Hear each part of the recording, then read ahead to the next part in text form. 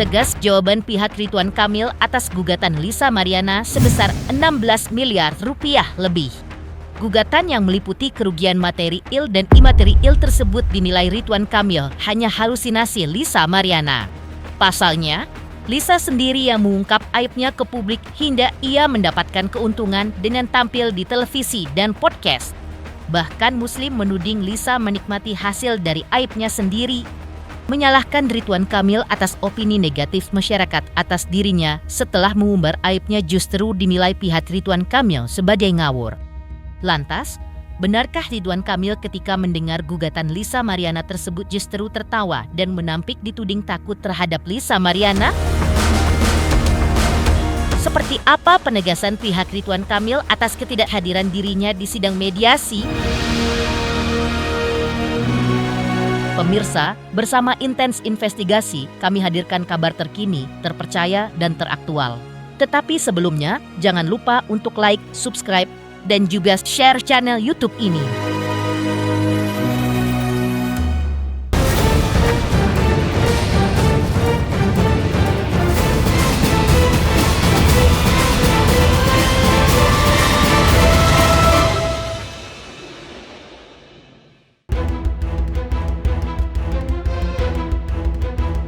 Menanggapi gugatan Lisa Mariana atas Ridwan Kamil senilai 16,6 miliar rupiah lebih, kuasa hukum Ridwan Kamil yaitu Muslim Jaya Butar-Butar kembali angkat bicara.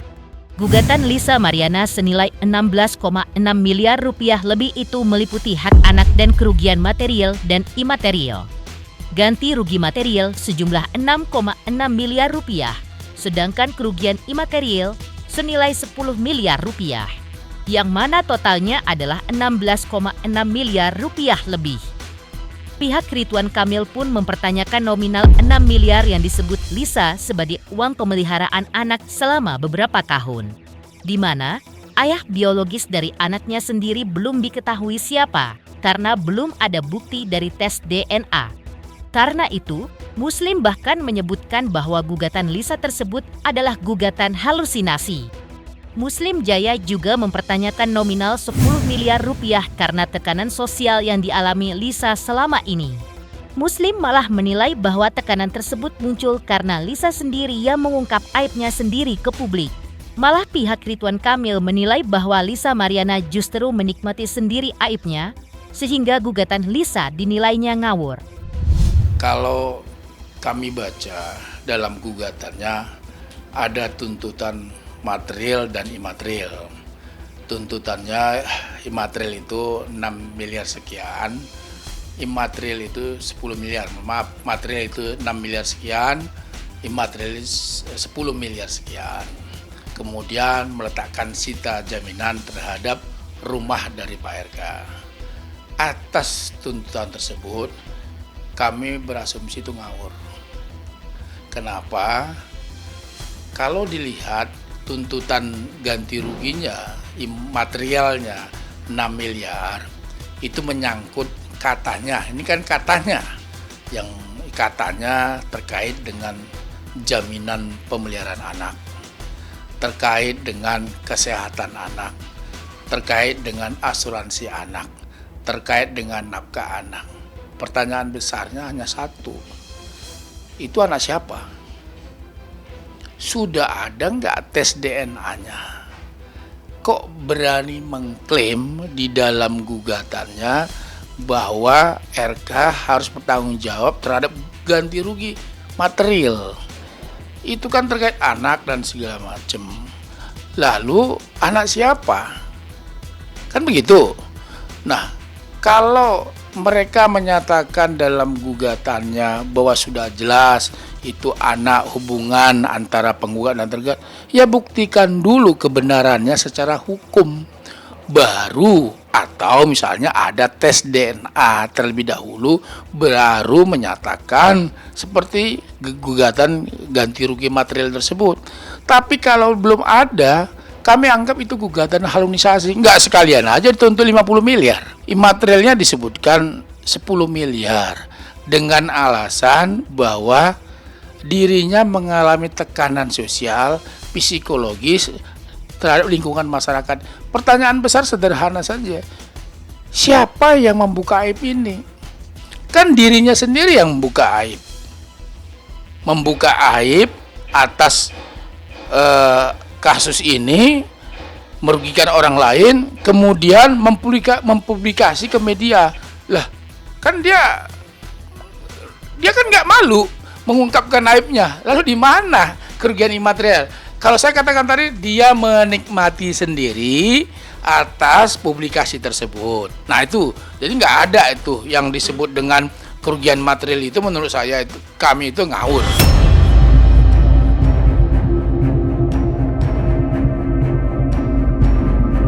Jadi terkait dengan itu ya, sekali lagi ya, namanya tuntutan, kami hormatin apapun yang disampaikan oleh penggugat dalam gugatannya, itu kami anggap sah-sah saja lah. Jadi kalau dia tuntut ganti rugi material 10 miliar, sekalian aja 50 miliar gitu loh. Nggak ada. Jadi menurut kami dasar hukum ganti rugi material sama materialnya itu halunisasi. Nggak benar, keliru, dan tidak punya dasar hukum. Pertanyaan itu anak siapa? Lah kok nuntut biaya sekolah, biayain segala macam. Kan di satu sisi dia masih menuntut tes DNA. Berarti dia ragu. Nah, satu sisi dia mengatakan di dalam gugatannya bahwa sudah jelas itu anaknya RK. Tapi satu sisi dia minta untuk tes DNA. Kan saling bertentangan satu sama lainnya. Jadi kami anggap apa yang dituntut itu ya sekali lagi ya nggak benar lah, keliru itu. Keliru besar itu. Di sisi lain, Muslim Jaya bahkan menyebutkan bahwa Lisa justru menikmati aibnya yang telah ia umbar sendiri. Pasalnya, menurut Ridwan Kamil, justru Lisa Mariana mendapatkan banyak keuntungan lantaran ia sering diundang tampil di podcast dan program televisi. Karena itu, kini Lisa malah mendapatkan keuntungan usai mengungkap aibnya, dugaan hubungan terlarangnya dengan Ridwan Kamil ke publik. Pihak Ridwan Kamil justru mempertanyakan nilai kerugiannya yang diklaim Lisa baik secara material maupun imaterial. Muslim kemudian menyebutkan bahwa kini kliennya hanya menghormati gugatan Lisa. Kalau saya mengatakan, dia menikmati sendiri atas aibnya sendiri, kemudian dia pergi ke podcast satu ke podcast lainnya, kira-kira dapat keuntungan nggak? Lalu di mana kerugian imaterialnya? Justru dia mendapat keuntungan dari publikasi yang dia lakukan. Pertanyaan yang mendasar lagi, di mana kerugian imaterialnya? Di mana yang dia bilang tadi itu ada tekanan psikologis, tekanan masyarakat? Nggak ada. Justru dia menikmatin publikasi di media massa, kemudian dia pergi satu podcast ke podcast lainnya, kemudian dugaannya pasti mendapatkan keuntungan. Muslim mengaku bahwa ketika dirinya menceritakan tuntutan Lisa Mariana tersebut kepada kliennya, Ridwan Kamil justru tertawa mendengar gugatan Lisa tersebut. Meski demikian, Ridwan Kamil tetap menghargai gugatan hukum dari Lisa Mariana. Kuasa hukum Ridwan Kamil berdalih bahwa kliennya tidak takut menghadapi Lisa Mariana di persidangan. Tidak ada hal yang ditakutkan Ridwan Kamil terhadap Lisa Mariana. Justru dengan gugatan hukum dari Lisa Mariana, menambah keyakinan Ridwan Kamil bahwa menghadapi semua ini harus dengan logika hukum. Kami menjelaskan kepada Pak RK bahwa tuntutan tersebut mengada-ada. Pak RK hanya ketawa saja. Beliau hanya ya aneh dan gelik lah gitu loh. Ini tuntutan opo kan begitu ya. Tapi biasa sekali lagi Pak RK menghormatin proses hukum, menghormatin gugatan yang disampaikan oleh LM, karena itu bagian dari ya memang ya mencari ya, si titik katanya ya keadilan, tapi keadilan yang seperti apa kan begitu ya. Kalau lihat gugatannya ya keadilan ya seperti ini ya, saya nggak ya, kami santai-santai aja nanggapinnya sebetulnya ya. Nanti kami tanggapi secara tertulis lah nanti di dalam jawaban nantinya.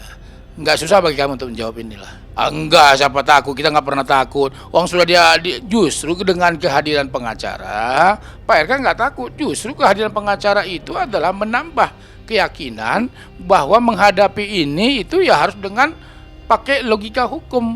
Kan begitu. Ya, kami kan harus menjawab ini. Kan hanya bisa menjawab ini kan ya tentu dengan dalil-dalil hukum kan pengacara gitu loh. Jadi nggak ada takut ya apa-apa yang mau ditakutin gitu loh.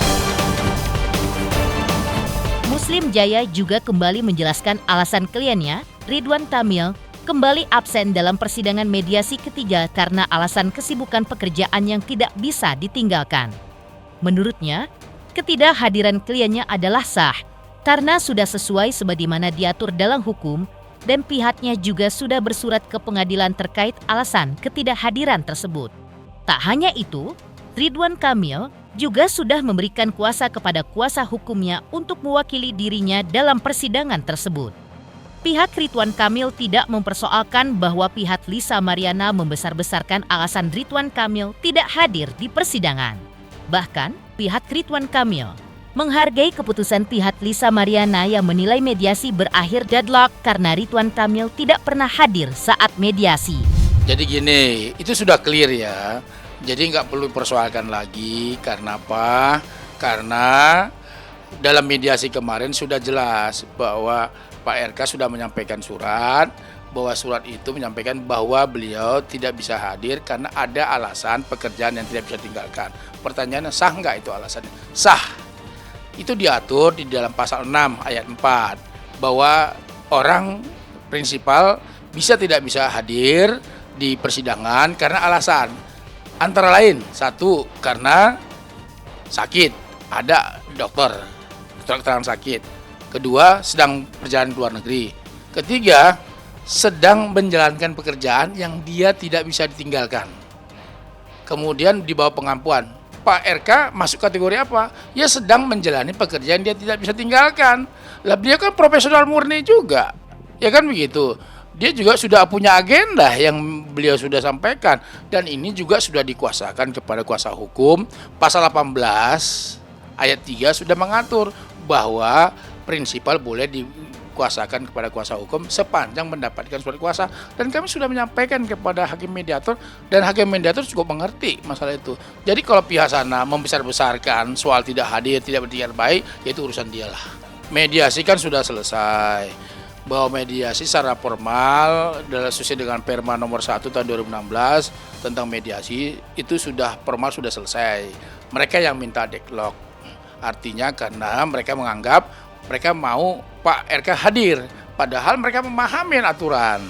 Nah, kalau itu tetap deadlock ya silakan hakim mediator nanti akan menyampaikan kepada majelis bahwa ini sudah deadlock. Nah, sidangnya kalau tidak salah tanggal 19 Juni nanti. Nah, di situ nanti hakim mediator melaporkan bahwa deadlock dan kemudian lanjut persidangan gitu. Ya, nanti lanjut jawab menjawab, kemudian bukti-bukti, kemudian nanti putusan. Mengejutkan, kuasa hukum Ridwan Kamil merespon gugatan Lisa Mariana senilai 16 miliar rupiah lebih yang dinilainya ngawur bahkan halusinasi. Lantas, seperti apa isi gugatan Lisa Mariana atas Ridwan Kamil terkait kerugian dan hak anak yang totalnya 16,6 miliar rupiah lebih tersebut? Selamat untuk Intens Investigasi karena sudah mencapai 3 juta subscribers di YouTube. Sukses selalu dan all the best.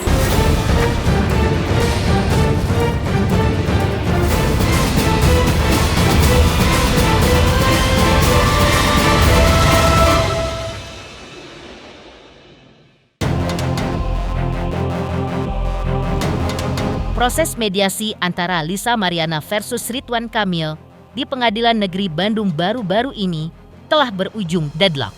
Hal itu dipicu oleh ketidakhadiran Ridwan Kamil selama 3 kali mediasi. Karena itu pula, Lisa Mariana menuding Ridwan Kamil tidak punya itikat baik dan tidak menghormati persidangan. Alasan Ridwan Kamil tidak menghadiri persidangan karena kesibukan pekerjaan melalui sepucuk surat pun dipersoalkan pihak Lisa Mariana. Pasalnya, surat yang dikirim Ridwan Kamil kepada hakim mediator tidak resmi lantaran tidak ada kopnya tidak dijelaskan pula dia bekerja di perusahaan apa. Karena itu, pihak Lisa Mariana pun menyampaikan keberatannya kepada hakim melalui resume yang diserahkan saat mediasi tersebut. Pihaknya menilai sikap Ridwan Kamil telah memperlambat proses hukum. Lisa bahkan menuding bahwa Ridwan Kamil hanya berani menantang dirinya di media tidak takut melakukan tes DNA, tapi nyatanya saat mediasi bersikap sebaliknya. Pihak Lisa menilai bahwa Ridwan Kamil tidak punya itikat baik, tidak siap menghadapi gugatan perdata Lisa Mariana, dan terkesan main-main. Karena itu, pihak Lisa Mariana menganjurkan Ridwan Kamil untuk mengangkat bendera putih saja atau mengaku kalah. Tadi di situasi di ruang mediasi kondusif, hakim mediator itu Bapak Intan Panji Nasrani, SHMH itu sangat bijaksana ya. Pertama dibuka, setelah dibuka itu tentunya kan diabsensi. Siapa yang hadir? Yaitu ya kami, kuasa hukum dari penggugat dan klien kami Lisa, itu sudah hadir. Ketika ditanya kepada tergugat, kemana prinsipal Bapak Ridwan Kamil? Ternyata tidak hadir. Tidak hadirnya dia, dikasihlah selembar surat. Saya nggak ada. Yang isinya selembar surat yang bertangan di bawah ini adalah Ridwan Kamil A, B, C, D segala macam alamat. Alasannya adalah tidak bisa menghadiri sidang mediasi dan seterusnya dikarenakan alasan kerja. Maka dengan ini diwakilkan oleh kuasa hukum kami, yaitu si Muslim. Oke. Setelah itu ditanyakan kepada kami. Kami langsung memberikan resume. Ini resume mediasi kami. Ya. Resume mediasi kami. Resume mediasi kami ini itu tentunya berdasarkan peraturan Mahkamah Agung nomor 1 tahun 2016 yang mana di pasal 6 prinsipal itu wajib hadir. Bapak Ridwan Kamil itu harus hadir. Jika tidak hadir di pasal 7-nya jelas. Ya, para pihak dan atau kuasa hukumnya wajib menempuh mediasi dengan itikat baik. Tandanya apa? Dia tidak hadir melalui surat yang tidak ada kopnya. Tidak jelas dia bekerja di perusahaan apa. Tidak ada surat sakit. Tidak ada perjalanan keluar negeri. Saya nggak tahu dia masih boleh keluar negeri apa enggak. Tidak ada alasan sah secara hukum bahwa Ridwan Kamil itu hadir di mediasi. Maka kami selaku penggugat atau kuasa hukum penggugat berkeberatan dan menyampaikan resume. Kami berpedoman berdasarkan peraturan Mahkamah Agung nomor 1 tahun 2016 harus hadir. Jadi kami menolak dengan tegas alasan yang disampaikan oleh kuasa hukum tergugat karena Bapak Ridwan Kamil sudah tidak hadir dan dalam artian tidak menghormati persidangan ini. Tidak gentle.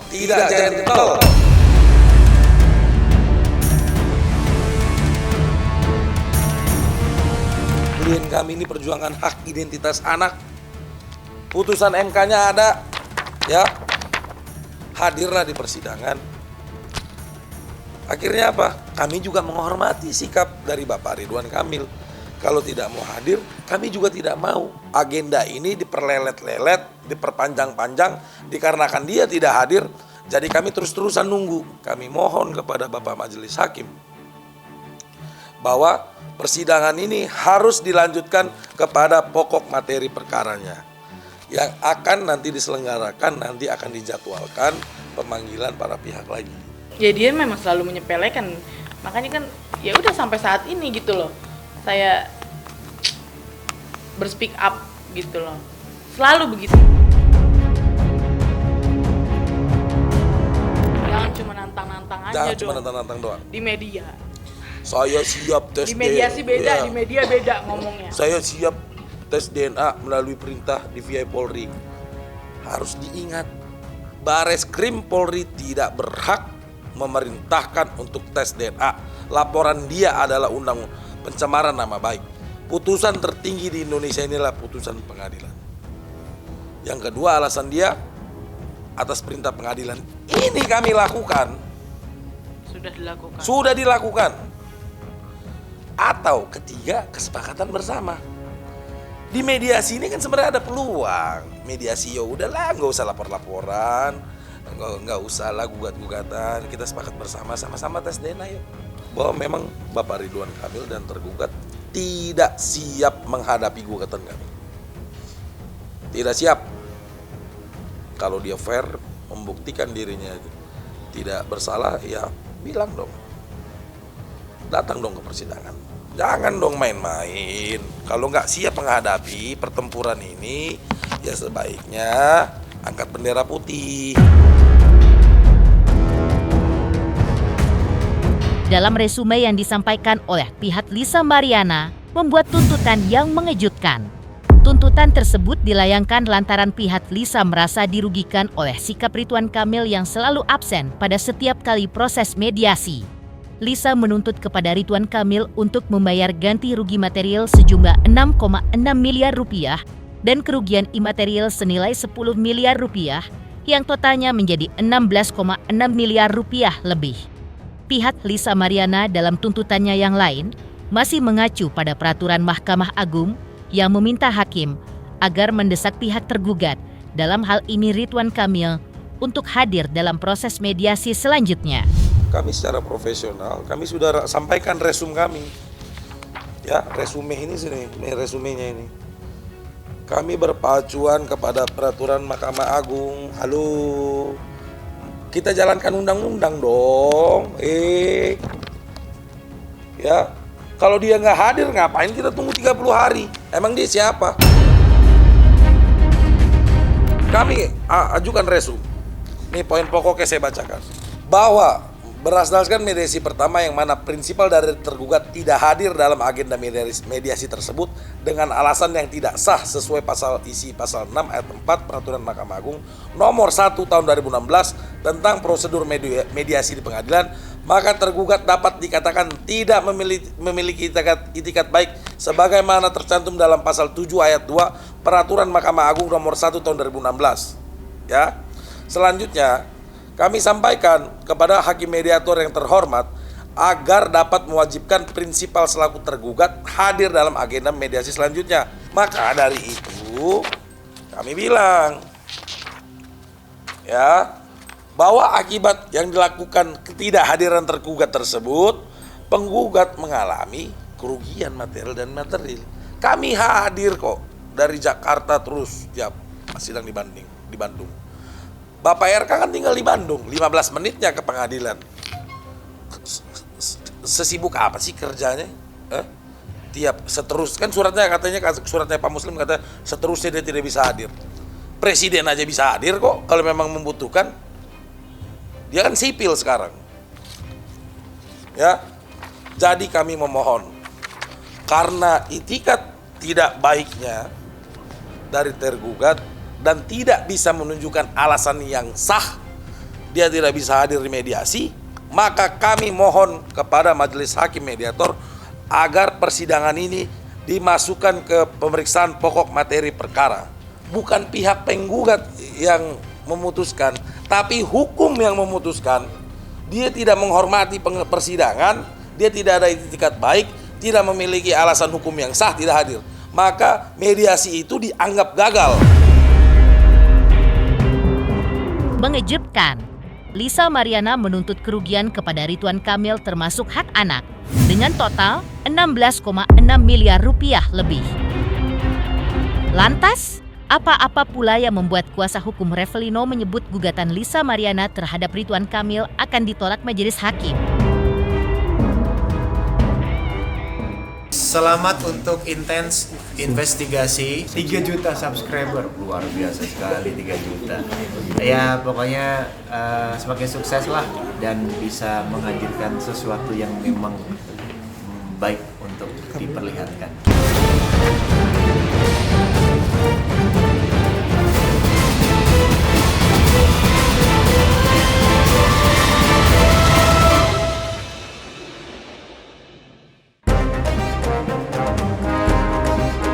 Perjuangan Lisa Mariana agar anaknya mendapat pengakuan dari ayah biologisnya yang Lisa klaim adalah Ridwan Kamil kini sudah melewati 3 kali proses mediasi.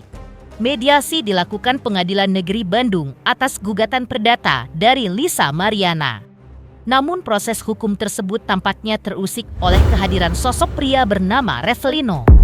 Pasalnya, Revelino yang masih bersikukuh mengaku sebagai ayah biologis anak yang dilahirkan Lisa Mariana melalui kuasa hukumnya, Fikri Wijaya, menilai bahwa langkah Lisa menggugat perdata Ridwan Kamil akan berujung gagal atau ditolak oleh majelis hakim.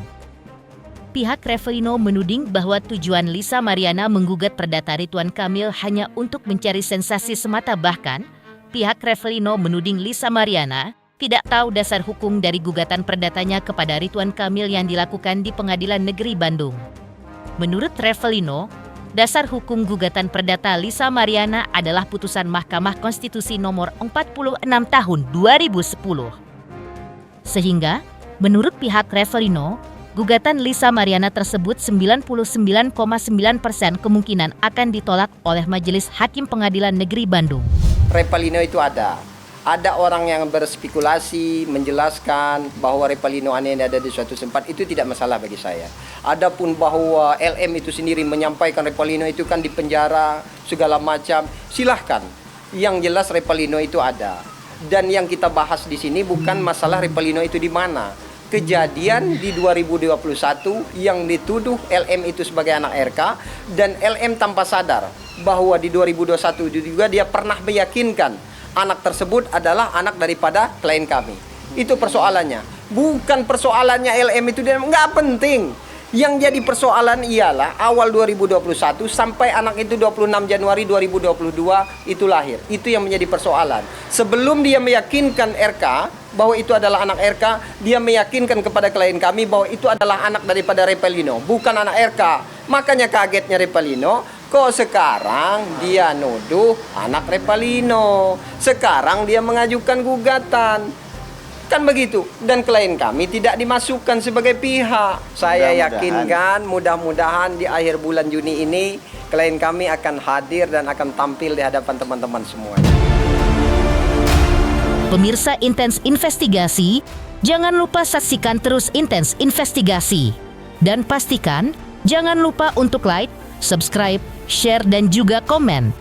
Dan terima kasih untuk kesetiaan pemirsa atas pencapaian 3 juta subscribers di channel Intens Investigasi.